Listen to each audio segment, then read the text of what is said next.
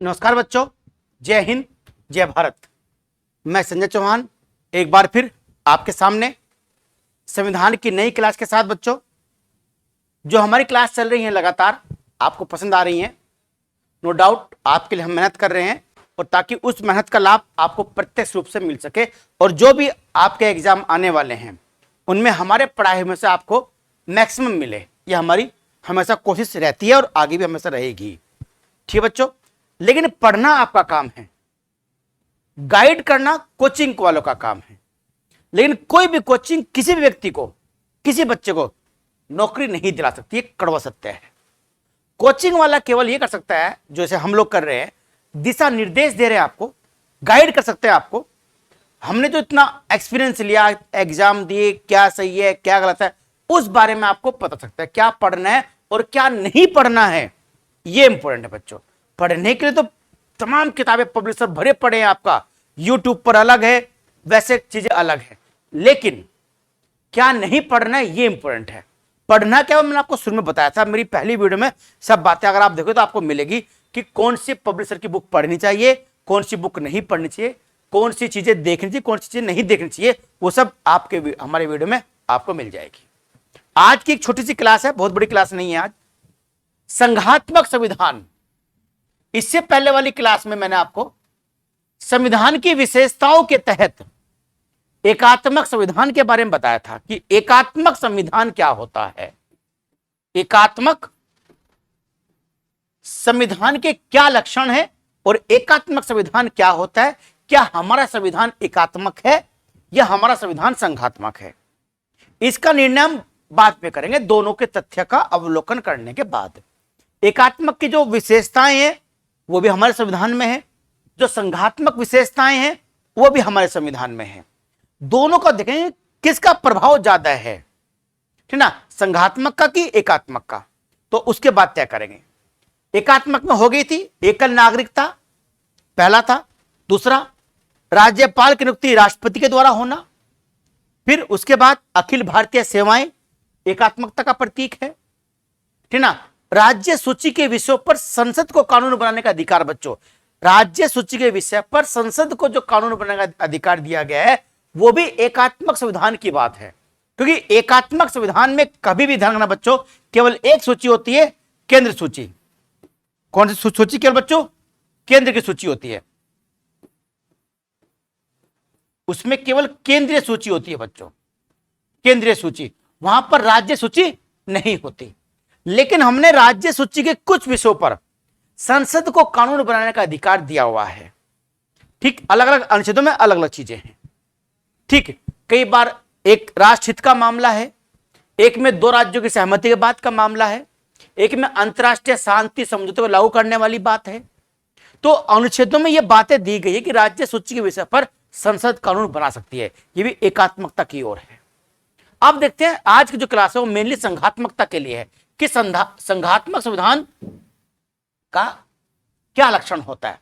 संघात्मक संविधान के बच्चों कुछ लक्षण है विशेष, जैसे नंबर 1, केंद्र के साथ साथ राज्य का अस्तित्व होना, राज्य का अस्तित्व होना।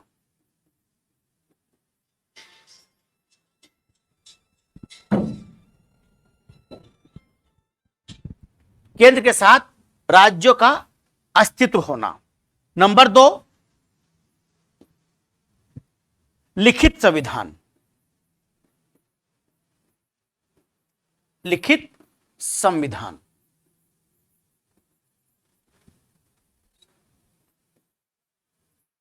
संविधान, क्योंकि लिखित संविधान होगा तभी तो केंद्र राज्यों का जो चीजें हैं वो स्पष्ट हो पाएंगी। सब पर चर्चा करेंगे। तीसरी विशेषता, स्वतंत्र न्यायपालिका, स्वतंत्र न्यायपालिका, स्वतंत्र न्यायपालिका। अगर स्वतंत्र न्यायपालिका होगी तो कभी केंद्र और राज्य में कोई समस्या है उसका निपटारा कौन करेगी? न्यायपालिका।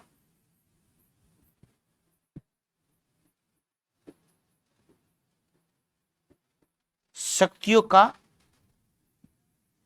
विभाजन,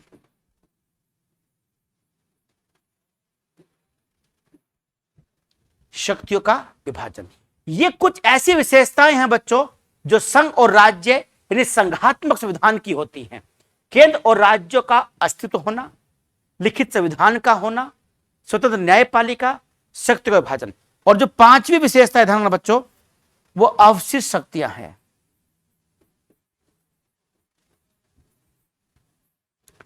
अवशिष्ट शक्तियां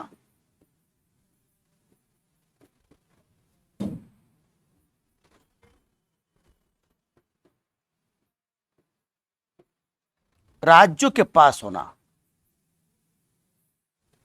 राज्यों के पास होना। ये कुछ विशेषताएं हैं जो किसी एक फेडरल, एक क्लासिकल फेडरल, एक बिल्कुल क्लिष्ट फेडरल यानी क्लिष्ट संघात्मक संविधान के लिए आवश्यक होती हैं।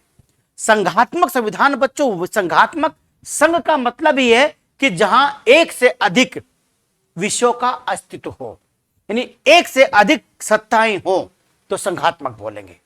अगर जैसे इंग्लैंड है, एक ही सत्ता है केंद्र की, उसके सीधे बात एग्जीक्यूटिव बॉडियां हैं, कार्यपालिका संस्थाएं हैं जहां पर योजनाएं एग्जीक्यूट होती हैं। तो एग्जीक्यूट जहां योजनाएं होती हैं उसके बाद शुरू होता है। अमेरिका में पहले केंद्र है, फिर राज्य है, फिर राज्य के बाद एग्जीक्यूटिव बॉडी है। सेम हमारे यहां पहले केंद्र है, फिर राज्य है, फिर मंडल को बांट रखा सुविधा के लिए, पर मंडल एग्जीक्यूटिव बॉडी नहीं है। डिस्ट्रिक्ट, जिला कार्यकारी संस्था होती है। जिले से योजनाओं का क्रियान्वयन शुरू होता है, जिले से नियम कानून लागू होने शुरू होते हैं। तो यहां से लागू होने शुरू होंगे। तो अगर हम केंद्र के बजाय सीधा जिला कर देते तो हम एकात्मक बन जाते, पर हमारे केंद्र के बाद क्या है, राज्य है। जो बड़े देश हैं, जिनके पास क्षेत्रफल ज्यादा है, जिनके पास जनसंख्या ज्यादा है, वहां पर संघात्मक संविधान ही रखा जाता है सामान्यतः। उसी के द्वारा ही हम उस पूरे शासन, उस पूरे क्षेत्र को शासित कर सकते हैं। बड़े क्षेत्र को, बड़ी जनसंख्या को एकात्मक संविधान से शासित करना आसान नहीं है, वहां पर चुनौतियां अधिक होती है। इसीलिए ऑस्ट्रेलिया की जनसंख्या तो कम है, पर क्षेत्रफल क्या उसका ज्यादा है, तो वो भी एक संघात्मक संविधान है। वहां भी केंद्र के बाद क्या है, राज्य है। कनाडा वो भी संघात्मक है, यूएसए बड़ा है, वो भी संघात्मक है। इंग्लैंड और बाकी जो अफ्रीकी देश हैं, जो छोटे देश हैं, वहां पर अभी भी एकात्मक व्यवस्थाएं हैं। तो संघात्मक व्यवस्था का पहला क्या होता है विषय, है ना बच्चों? पहली चीज क्या है संघात्मक व्यवस्था की? सबसे पहली चीज है केंद्र और राज्य का अस्तित्व होना। यानी राज्य को बोलते हैं यहां पर स्टेट। क्या बोलते हैं? स्टेट बोलते हैं। केंद्र और राज्य का अस्तित्व, यानी केंद्र के साथ राज्य भी होंगे। अगर राज्य नहीं होंगे, सीधा केंद्र है, तो एकात्मक संविधान है। कौन सा है? एकात्मक। तो केंद्र और राज्य यानी प्रांतों का अस्तित्व होना संघात्मकता की पहली विशेषता है। हमारे यहां है, बिल्कुल है। दूसरा, लिखित संविधान होना। लिखित संविधान कि अगर संविधान लिखा हुआ है, उसमें शक्तियां बटी हुई हैं कि ये केंद्र की पावर है, ये राज्य की पावर है, और ये शक्तियां ऐसी जो दोनों के लिए है।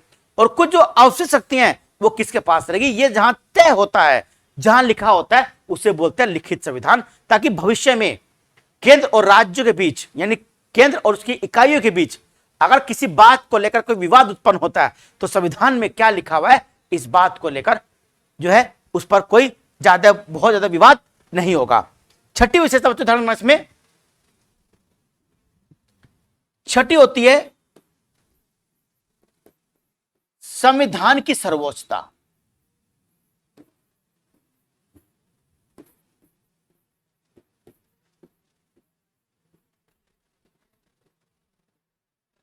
संविधान की सर्वोच्चता देखिए, एक एक पर चर्चा करते हैं। लिखित संविधान है हमारा, लिखित संविधान है, केंद्र राज्य की प्रतिपूर्ति करता है, ये भी है, ये भी है। स्वतंत्र न्यायपालिका है, बिल्कुल हमने स्वतंत्र न्यायपालिका अपनाई है। हमारा न्यायपालिका बिल्कुल क्या है, स्वतंत्र है। लेकिन वैसे स्वतंत्र नहीं है बच्चों जैसे यूएसए में है।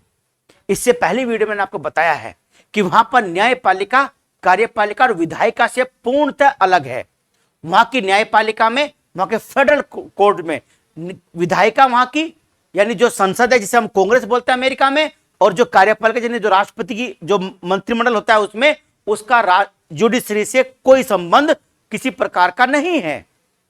तो वहां स्वतंत्र न्यायपालिका पूर्णतः है। हमारे यहां स्वतंत्र न्यायपालिका कहने को तो है कि स्वतंत्र न्यायपालिका, लेकिन न्यायपालिका पे अप्रत्यक्ष रूप से संसद का भी और विधायक यानी विधायिका का भी और कार्यपालिका यानी सरकार का भी एक प्रकार से नियंत्रण होता है। कैसे है? जो हमारे न्यायपालिका चाहे हाई कोर्ट हो चाहे सुप्रीम कोर्ट हो, सबके जो न्यायाधीश हैं नियुक्ति एक कॉलेजियम सिस्टम के माध्यम से होती है। उस कॉलेजियम में भारत के राष्ट्रपति होंगे, भारत के मुख्य न्यायाधीश होंगे। अगर मुख्य न्यायाधीश की नियुक्ति है तो फिर तो वरिष्ठतम न्यायाधीश को नियुक्त करना पड़ता है राष्ट्रपति को। लेकिन कई बार बीच बीच में वरिष्ठता का भी उल्लंघन हुआ है।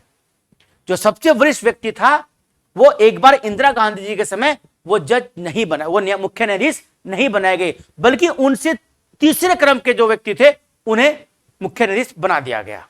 तो ऐसा भी हुआ है। तो वरिष्ठता तो केवल एक सलाह थी, कोई वो कानून नहीं है। वो संसद ने नियम नहीं बनाया कि वरिष्ठ ही बनेगा। एक सुप्रीम कोर्ट का गाइडलाइन है कि जो सबसे वरिष्ठ सदस्य है वो न्यायाधीश है, वही मुख्य न्यायाधीश बनेगा भारत का। तो ये चल रहा है। नियुक्ति कौन करता है? राष्ट्रपति। किसका अंग है राष्ट्रपति? कार्यपालिका का। किसके सलाह पे काम करता है? मंत्रिपरिषद की। मंत्रिपरिषद का अध्यक्ष कौन है? प्रधानमंत्री। तो अंततः सलाह किसकी चलेगी? प्रधानमंत्री की चलेगी। उसमें लिखा हुआ है कॉलेजियम में कि राष्ट्रपति यदि वरिष्ठ व्यक्ति को नहीं बनाता है तो उसका कारण बताना पड़ेगा। और कारण तो सरकार ढूंढ सकती है। कारण ढूंढने में कोई बड़ी समस्या नहीं होती सरकारों के लिए। यानी ये जुड़ा हुआ है कहां से? हमारी कार्यपालिका से। यानी गैर न्यायिक लोग हमारी न्यायपालिका से जुड़ जाते हैं। तो न्यायपालिका स्वतंत्र रहेगी? नहीं रहेगी। अब बात करते हैं नियुक्ति के अलावा जो बाकी न्यायाधीश होते हैं कोर्ट के, उनके न्यायाधीश में भारत का राष्ट्रपति तो होगा ही होगा, भारत का मुख्य न्यायाधीश भी होगा, और जिस हाई कोर्ट से किसी जज को लाएंगे उस हाई कोर्ट का जो राज्यपाल होगा और जो वहां के जज होंगे वो भी इसमें शामिल होते हैं। तो कॉलेजियम बड़ा हो जाता है। ठीक। अब जो ये बात होगी नियुक्ति की, अब बात आती है हटाने की। तो किसे अधिकार? संसद को अधिकार है। महाभियोग जैसी, महाभियोग से नहीं कि महाभियोग का शब्द का प्रयोग केवल राष्ट्रपति के लिए हुआ है। महाभियोग जैसी प्रक्रिया है वो प्रक्रिया थोड़ी सी अलग होती है, राष्ट्रपति और जजों की हटाने की प्रक्रिया। तो वो संसद की भूमिका होगी, यानी विधायिका की भूमिका होगी। उसके अलावा हमने कई बार यह भी देखा है कि न्यायाधीश सेवानिवृत्ति के बाद सरकार द्वारा कुछ आयोगों के, कुछ जांच समितियों के अध्यक्ष बनते हैं। उससे भी कहीं ना कहीं हमारी न्यायपालिका की स्वतंत्रता बाधित होती है। हर न्यायाधीश को यह लगेगा कि रिटायरमेंट होगा 65 की उम्र में, अब क्या करूंगा। अगर सरकार के साथ तालमेल अच्छा है, यानी गैर न्यायिक इकाई के साथ, सरकार के साथ गैर न्यायिक होगी, तालमेल अच्छा है, तो हो सकता है कि सेवानिवृत्ति के बाद मैं किसी आयोग का, जैसे राष्ट्रीय मानवाधिकार आयोग का अध्यक्ष होता है, या किसी अन्य आयोग का या किसी जांच समिति का अध्यक्ष बना दिया जाऊं, तो वहां से मुझे पैसे मिलेंगे। तो यह लालच न्यायाधीश के अंदर आ सकता है, जो कि स्वाभाविक है। इसलिए हम अपनी न्यायपालिका को वैसी स्वतंत्र न्यायपालिका नहीं कह सकते जैसी कहां पर है? यूएसए में। अब लिखित संविधान था, हमारा लिखित संविधान है केंद्र का, और केंद्र के संविधान में क्या शामिल है? राज्यों संविधान शामिल है। अमेरिका में क्या ये अलग अलग है, केंद्र का अलग और राज्यों का अलग संविधान है। ये बात होगी। तो लिखित तो हमारे यहां, पर जैसा अमेरिका में, क्योंकि सभी संघात्मक संविधानों की तुलना यूएसए के संघात्मक से ही करते हैं कि दुनिया का पहला फेडरल और क्लासिकल फेडरल यूएसए का संविधान ही माना जाता है। न्यायपालिका के बारे में बता दें आपको, शक्ति का विभाजन है बिल्कुल, केंद्र, राज्य और समवर्ती सूची, तीनों में अलग अलग शक्ति का विभाजन किया गया है। जो संघ सूची है उस पर केंद्र सरकार कानून बनाएगी, कोई बिना रोक टोक के किसी के। जो राज्य सूची है उस राज्य सूची पर केंद्र और उस राज्य सूची पर राज्य कानून बनाएगा।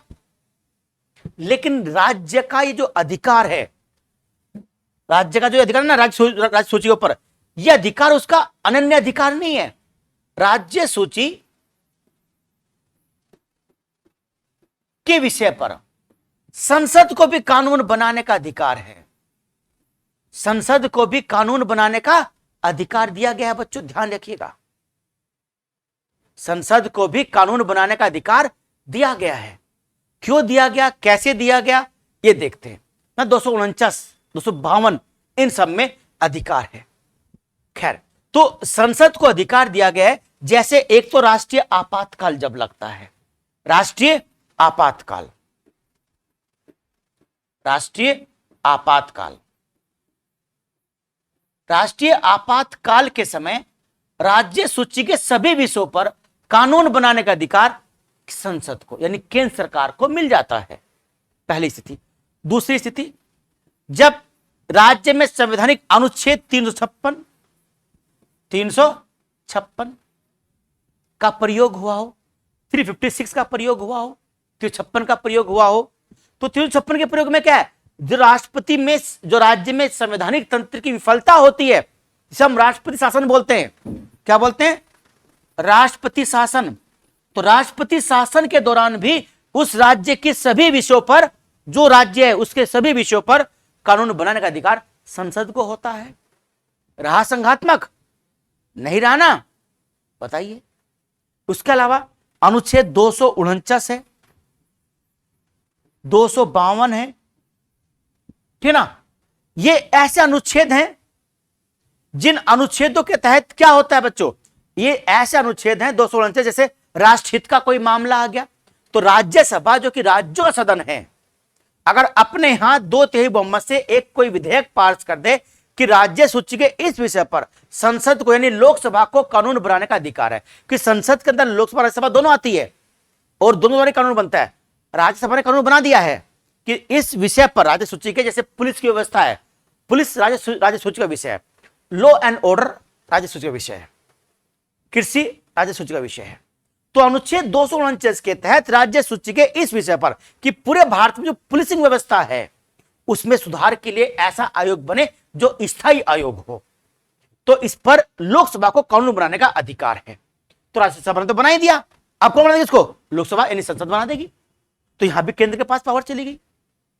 252, दो या दो से अधिक राज्य मिलकर अगर ऐसा करे कि राज्य सूची के इस विषय पर हमारे लिए, कुछ राज्यों के लिए लोकसभा कानून बना दे, तो लोकसभा उनके लिए क्या करेगी? कानून बना देगी। यानी पावर कहां चली गई? संसद के पास चली गई। यानी राज्य सूची के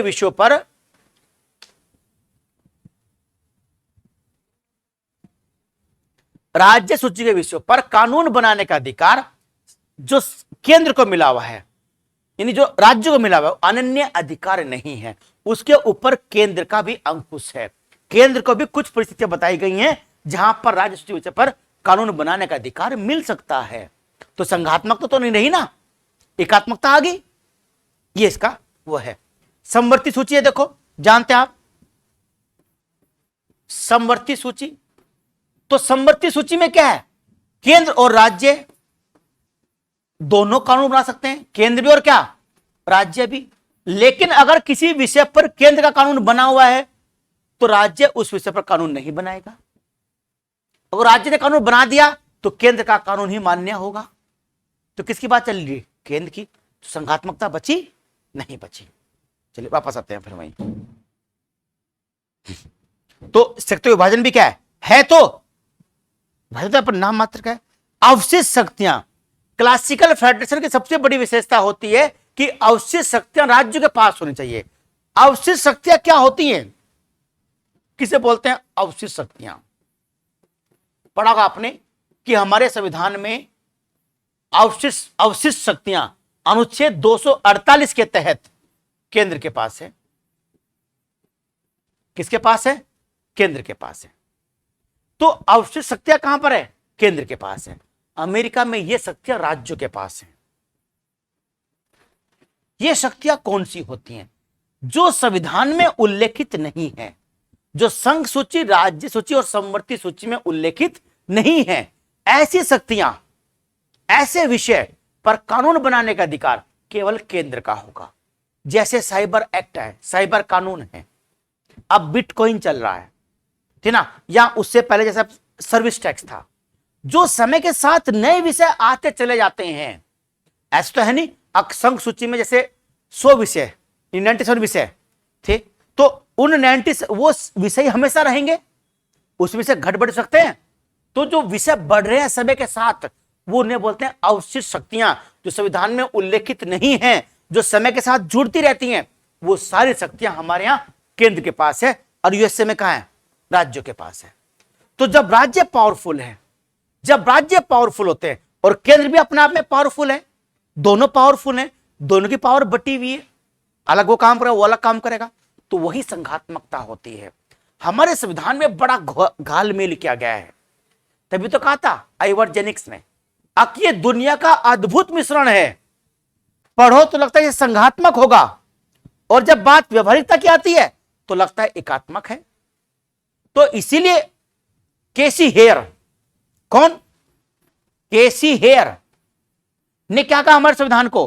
केसी हेयर ने कहा कि भारत का संविधान वास्तव में अर्ध संघीय संविधान है। कैसे? अर्ध संघीय संविधान है, क्वासी फेडरल संविधान है। ना पूर्ण संघात्मक है और ना कैसे पूर्ण एकात्मक है। सिद्धांत में संघात्मक है और व्यवहारिकता में एकात्मक है। तो एक अद्भुत मिश्रण है ये हमारा संविधान, इसलिए बहुत घालमेल हो गया है संविधान में। इसलिए बोलते हैं वकीलों का स्वर्ग। क्या बोलते हैं? वकीलों का स्वर्ग बोलते हैं। वकीलों का स्वर्ग इसीलिए बोलते हैं कि संविधान जो है ना, बहुत, एक तो लैंग्वेज बहुत क्लिष्ट है, दूसरी हर एक, देखो जो आप लोग पढ़ते हैं संविधान आपने कितनी बार पढ़ लिया होगा, हमने पढ़ लिया, लेकिन संविधान की सारी बातों को समझना हम लोगों के बस की बात नहीं है। वकील साहब अगर अच्छा वकील है, अच्छा एडवोकेट है, तो वो एक शब्द से अनेक अर्थ निकाल देगा जो हम नहीं निकाल पाते, और एक शब्द से ही अपने क्या कर देगा, वो अपने अपराधी को या अपने अभियुक्त को बचाकर ले जाएगा। ये होता है। तो इसलिए बोलते हैं वकीलों का स्वर्ग है हमारा संविधान। शब्दों के साथ खेलते हैं वकील साहब ना। वकील की एडवोकेट अंतर होता है, वकील अलग होता है, एडवोकेट अलग है, बैरिस्टर अलग है। एडवोकेट कोई वकील तब बनता है बच्चों, उसे होता है अधिवक्ता। जब कोई एलएलबी करने के बाद जिसका रजिस्ट्रेशन बार काउंसिल में हो गया, यानी बार काउंसिल ने मान लिया कि यह व्यक्ति अब वकील हो गया है, यानी इस व्यक्ति को लॉ की जानकारी है, तो ये अधिवक्ता बन गया। अधिकृत वक्ता यानी किसी भी अभियुक्त की तरफ से वो अधिकृत है जज साहब के सामने, न्यायपालिका के सामने बात कहने के लिए, उसका पक्ष रखने के लिए। जब तक आप बार काउंसिल में रजिस्टर्ड नहीं होते हैं तब तक आप अधिवक्ता नहीं होते हैं। ठीक है बच्चों? तो खैर, तो ये वकीलों का स्वर्ग बोलते हैं, यानी अधिवक्ताओं का स्वर्ग है, इसलिए ठीक है, भाषाएं अलग अलग तरह की हैं संविधान की। तो संघात्मक और एकात्मक में क्या क्या विशेषताएं होती है वो मैंने आपको सब बता दिया है। तो एकात्मक तक की ओर भी है कई बातें, और कई बातें कैसे है संघात्मकता की ओर भी हैं। तो क्या कहेंगे? ना पूर्ण संघात्मक ना पूर्ण एकात्मक। दूसरी बात, हमने जो संघीय व्यवस्था अपनाई है वो हमने कनाडा से ली है। कहां से ली? कनाडा से। हमने कनाडा की संघीय व्यवस्था अपनाई है, ना कि हमने कहां की अपनाई है? यूएसए की अपनाई है। इसलिए यूएसए तुलना करना हमारे संविधान का, यूएसए हमारे संविधान की तुलना करना यूएसए, ये थोड़ा सा अजीब लगता है, ठीक है ना? तो हम इससे तुलना नहीं कर सकते। किस तुलना करेंगे हम लोग? हम तुलना करेंगे कनाडा से। किससे? कनाडा से। कि ये संविधान कैसा है? ये संविधान हमारा संघीय संविधान है। कि तुलना कहां से करी हमने? ये तुलना हमने करी है यूएसए से। यूएसए दुनिया का क्लासिकल फेडरल है, शास्त्रीय, यानी एक क्लिष्ट संघात्मक संविधान है। जब क्लिष्ट संघात्मक संविधान होता है यूएसए का, कनाडा कुछ नरम है, वो हमारी तरह है। वहां पे गवर्नर की नियुक्ति नहीं होती है, वहां पे जैसे वहां पे गवर्नर की नियुक्ति होती है। यूएसए में गवर्नर का चयन होता है। राज्यपाल का पद सबसे विवादित पद है भारत के अंदर सभी संवैधानिक पदों में, और अनुच्छेद 356 सबसे विवादित अनुच्छेद है। राज्यपाल का पद अभी तो इतना विवादित नहीं है। कारण क्या है? आधे राज्य में सरकार वही दल की सरकार है जिस दल की सरकार केंद्र में है, तो फर्क नहीं पड़ता है। जब केंद्र में अलग दल की सरकार हो और राज्य में सरकारें अलग अलग दल की हों, तब वास्तव में हमारा संविधान संघात्मक है या नहीं है वो तब पता चलता है। अगर एक ही दल की सरकार ऊपर से नीचे तक है तो संघात्मकता की विशेषताएं निकल कर नहीं आती, कि जो पार्टी केंद्र की कहेगी वही सब राज्यों को मानना पड़ेगा। कि राज्य में सेम दल की सरकार है, मना कर नहीं सकते वो। अब जब देखो, जब बात आती है ममता बनर्जी की, बंगाल की, वो दल दूसरा और सेंटर में दल दूसरा, तो वहीं तो पता चलता है कि केंद्र राज्यों को कितनी शक्ति देना चाहता है, केंद्र राज्य को कितनी शक्ति देना चाहता है, यह बात है। तो इसलिए तो हमारे संविधान सभा के लोगों ने यही दूरदृष्टि अपनाई कि उन्होंने अमेरिकी संघात्मकता को नहीं अपनाया, राज्य को बहुत ज्यादा स्वायत्तता स्वतंत्रता नहीं दी, केंद्र के पास रखी चुटिया पकड़ के, यह है केंद्र के पास, अब काम करते रहो, है ना, पर चुटिया हमारे पास है आपकी, काम अगर कुछ गड़बड़ किया तो तुरंत खींच लेंगे, और काम कर रहे हो तो कोई दिक्कत नहीं है, काम करते रहो आप। ये है कि हमारे यहां अलगाववाद, क्षेत्रवाद क्या है, ज्यादा है बच्चों, भाषावाद, जातिवाद भरा पड़ा है लोगों में, और इस समय तो भर ही गया है। हमको तो ये लगता था जब हम तैयारी करते थे कि आने वाले समय में जातिवाद, अपने जाति के प्रति पूर्वाग्रह से ग्रस्त होना, अपने धर्म के प्रति पूर्वाग्रह से ग्रस्त होना, ये चीजें समय के साथ साथ धीरे धीरे हमारे यहां से खत्म हो जाएगी और एक मानवीयता का चेहरा उभर कर सामने आएगा, जैसे कि यूरोपीय देशों में है। यूरोपीय देश स्वीडन, डेनमार्क, नॉर्वे, स्विट्जरलैंड, ठीक ना, आपका फिनलैंड, आइसलैंड, ये ऐसे देश है बच्चों जो बहुत कम वहां के वासी हैं जो किसी धर्म और किसी जाति में विश्वास करते हैं, ठीक ना, वो धर्म और जाति में नहीं, वो एक प्रकार के वो नास्तिक भी नहीं है, वो मानवता में विश्वास करते हैं, मनुष्यता में विश्वास करते हैं। और देखिए हर एक इंडेक्स में वो लोग ऊपर हैं, हम लोग जाति के प्रति बंधे हुए हैं, अब मेरी जाति सबसे अच्छी, मेरा धर्म सबसे अच्छा, मेरी भाषा से अच्छी कोई भाषा नहीं है। तो इतने हम लोग पूर्वाग्रह से ग्रस्त इतने हो चुके हैं कि हम लोग सही और गलत का फैसला नहीं कर पाते। तो जो चीजें जो हमारे दिमाग में भरी जा रही हैं, जो भर रहे हैं इनको, ये भविष्य के लिए अच्छा संकेत नहीं है।